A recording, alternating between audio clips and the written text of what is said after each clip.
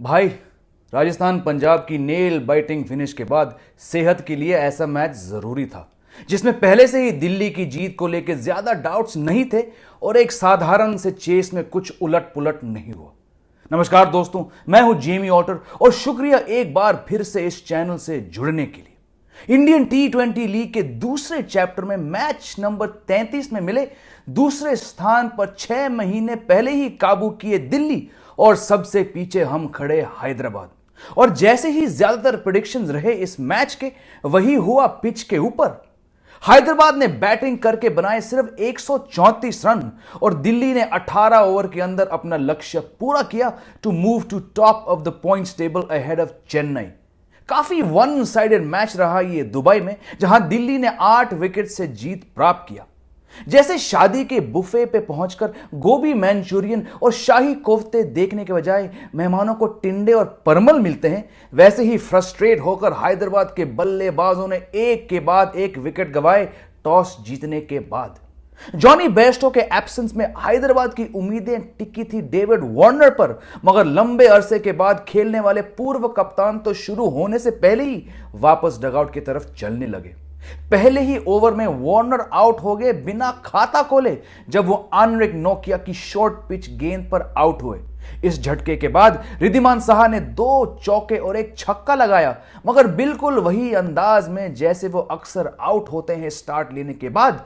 वो भी वार्नर के पीछे पीछे चले गए जब कगिसो रपाड़ा के बाउंसर पे धवन को उन्होंने एक आसान सा कैच दिया।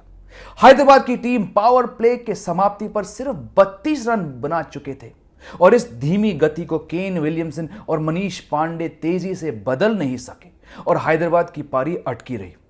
राजस्थान की तरह दिल्ली के फील्डर्स ने भी हाथों में घी लगा के मैच बनाने की कोशिश जरूर की। विलियमसन 16 पे थे जब विकेट के पीछे ऋषभ पंत ने उनका कैच छोड़ा अश्विन की बॉल पर, और कुछ ही पल बाद विलियमसन को एक और जीवनदान मिला जब 18 पे उन्होंने अक्षर पटेल को ड्राइव किया एक्स्ट्रा कवर पे, जहां पृथ्वी शॉ ने कैच ड्रॉप किया। मगर विलियमसन बाज नहीं आए और अगले ही गेंद पे वो आगे बढ़े और सीधे लॉन्ग ऑफ के हाथों में कैच दिया। 10 ओवर के बाद स्कोर था 60 पे 3 और वापस अटैक में आए रबाड़ा।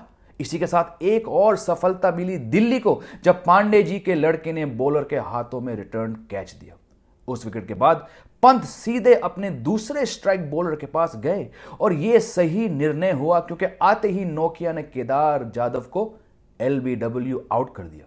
इसी के साथ हैदराबाद ने खोया अपना 5वां विकेट। अक्षर ने अपने 4 ओवर में सिर्फ 21 रन दिए 2 विकेट की सफलता के साथ, और यहां से विकेट की लाइन बढ़ती रही। अब्दुल समद ने 28 रन बना के और राशिद खान ने 22 के साथ थोड़ी बहुत लाज शर्म बचाई हैदराबाद की, और थक थक के पारी खत्म हुई 134 पे। And despite the early loss of Prithvi Shaw who was out to Khaleel Ahmed for 11, Delhi काफी आराम से रन बनाती गई। जाहिर सी बात है कि भारत के T20 वर्ल्ड कप स्क्वाड में जगह ना मिलने के बाद गब्बर को गुस्सा आया होगा, और जिस तरह से उन्होंने शुरुआत किया लग रहा था कि ये अपने दम पे ही चेस पूरी करेंगे।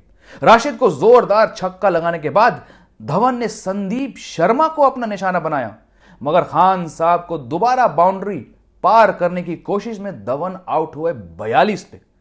दूसरी छोर पे क्रिकेट में वापसी करते हुए श्रेयस अय्यर ने स्लो स्टार्ट के बाद राशिद को छक्का मारा, और पंत ने आते ही जितेंद्र और मिथुन की तरह अपने डांस मूव्स दिखाए पहले ही गेंद पे जेसन होल्डर की और आगे बढ़ते हुए, मगर अफसोस बल्ला कहीं से बॉल के पास नहीं लगा। इसके बाद पंत रन आउट होने से बाल बाल बचे और फिर राशिद को स्लो करने की कोशिश में उनके हाथ से बल्ला भी छूटा।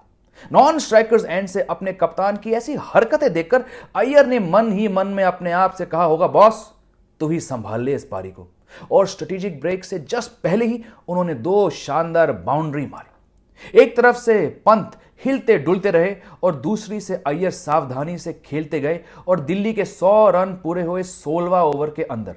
यहां पर एस्किंग रेट 7.2 तक जा चुका था, और कुछ पल के लिए वो पंजाब बनाम राजस्थान मैच याद आया। मगर अय्यर और पंत के सहारे बिना कोई नुकसान के दिल्ली ये मैच जीत गई आसानी से। इस हार के बाद हैदराबाद की कैंपेन समाप्त हो चुकी है और सबसे टॉप पे खड़े दिल्ली लग रही है the team to beat this season. तो चलिए दोस्तों, मिलते हैं अगले मैच के बाद, जो है मुंबई और कोलकाता के बीच आबू धाबी में।